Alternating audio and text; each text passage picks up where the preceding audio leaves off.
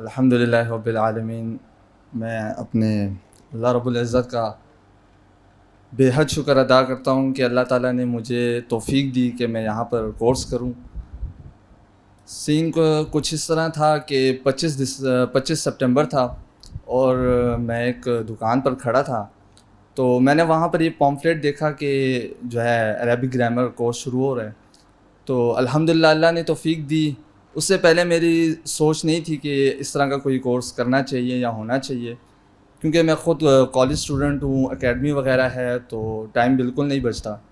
لیکن الحمدللہ پھر وہاں سے جو ہے اللہ نے توفیق دی اور اگلے دن ہی کورس سٹارٹ ہو رہا تھا. تو الحمدللہ اللہ نے اتنا پنکچوئل کیا کہ میری 100% جو ہے یہاں پر حاضری ہے الحمدللہ.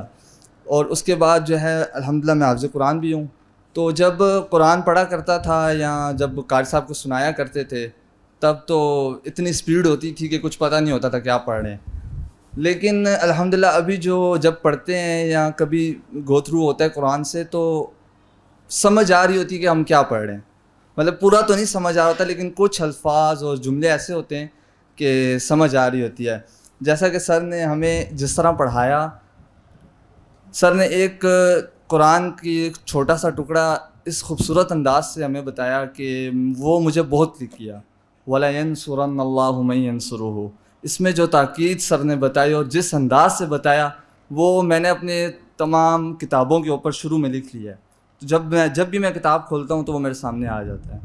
تو اور بصیرہ والوں کا بھی بہت شکر ادا کرتا ہوں کہ ان لوگوں نے یہ پلیٹ فارم دیا. بہت ہی زبردست انوائرمنٹ ہے اور جو ان لوگوں نے انتظام وغیرہ کیا ہے، اللہ ان کو بھی جزائے خیر دے. اللہ ہمارے استاد کی لمبی زندگی کرے، ان کو جو ہے بھرپور نیک اعمال والی لمبی زندگی عطا فرمائے.